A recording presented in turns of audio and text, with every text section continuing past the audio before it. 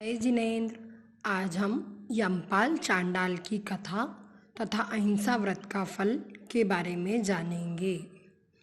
काशी के राजा ने अपनी प्रजा को महामारी से पीड़ित देखकर नगर में डिंडोरा पिटवाया कि नंदीश्वर पर्व अर्थात अष्टानिका पर्व में 8 दिन तक किसी भी जीव का कोई वध नहीं करेगा। जो भी राजा की आज्ञा का उल्लंघन करेगा उसे मृत्युदंड दिया जाएगा। वहीं उसी नगर में एक सेठ पुत्र रहता था। उसका नाम तो धर्म था, लेकिन वह महाअधर्मी था। वह सप्त व्यसन का सेवन करता था। उसे मांस खाने की बुरी आदत लगी हुई थी। बिना मांस खाए तो वह मानो एक दिन भी जिंदा नहीं रह पाता था। एक दिन वह घूमते घूमते राजा के बाग में गया। वहाँ उसने एक मेमने को बंधा देखा। वह मेमना राजा का बहुत प्रिय था। उसने उस मेमने को मार डाला और उसके मांस को खाकर उसकी हड्डियों को जमीन में गाड़ दिया।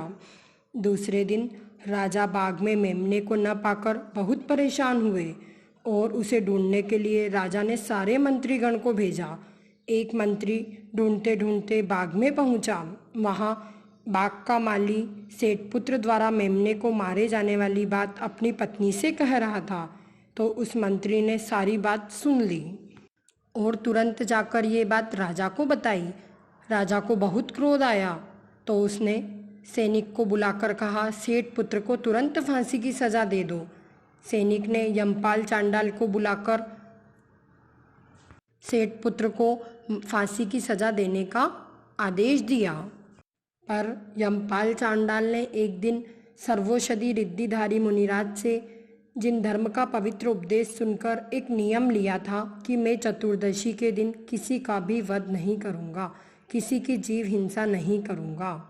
सैनिक को अपने घर की तरफ आता देख अपने व्रत की रक्षा के लिए अपनी पत्नी से यमपाल ने कहा, कोई भी मेरे बारे में पूछे तो कह देना मैं घर में नहीं हूँ, दूसरे नगर गया हुआ हूँ।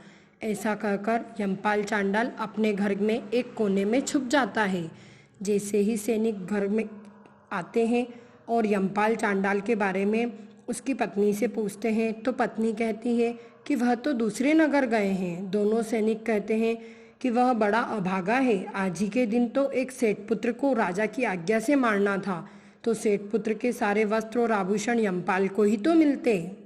उसकी पत्नी को यह बात सुनकर लालच आ गया और दोनों सैनिकों को अंगुली से अंदर छुपे हुए यमपाल की ओर इशारा कर कर कहती है। सैनिक चांडाल को अंदर से बाहर ले आते हैं तो यमपाल चांडाल सैनिकों से कहते हैं कि आज चतुर्दशी है और मेरा आज अहिंसा व्रत है, इसीलिए मैं किसी तरह की हिंसा नहीं करूँगा, फिर चाहे मेरे प्राण ही क्यों न चले जाएं। यह सुनकर सैनिक उसे राजा के पास ले गए।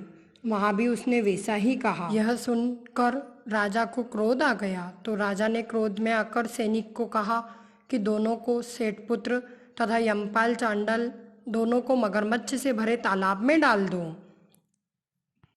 सेठपुत्र धर्मपापी होने के कारण उसे तो मगरमच्छ ने खा लिया, परंतु यमपाल चांडाल को स्वर्ग के देवों ने आकर तालाब में सिंहासन बनाकर उसे बैठाकर स्वर्ग से लाए हुए वस्त्र और आभूषण प्रदान कर उसकी रक्षा की।